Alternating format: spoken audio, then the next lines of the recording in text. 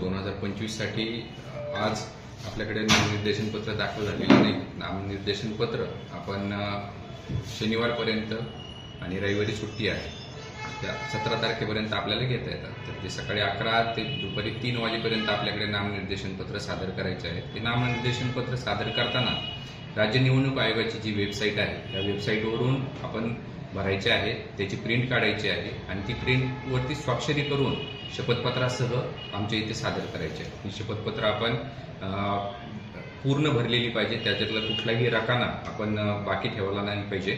तसेच राजकीय पक्षांमार्फत जे अर्ज भरले जातात या अर्जांमध्ये जोडपत्र 1 आणि 2 हे देखील सादर करायचं आहे. हे जोडपत्र 1 आणि 2 सादर करायची अंतिम मुदत जी आहे ही नामनिर्देशन पत्र सादर करायचा जो शेवटचा दिवस आहे म्हणजे 17 तारीख याच्या 3 वाजेपर्यंत आपल्याला सादर करता येतं. म्हणून सगळ्या उमेदवारांनी आपलं नामनिर्देशन पत्र सोबतची शपथपत्र आणि काही सहपत्र जे आहेत ज्याच्यामध्ये हमीपत्र आपल्याला द्यायचे आहेत हे हमीपत्र देखील सोबत जोडून द्यायचे आहे.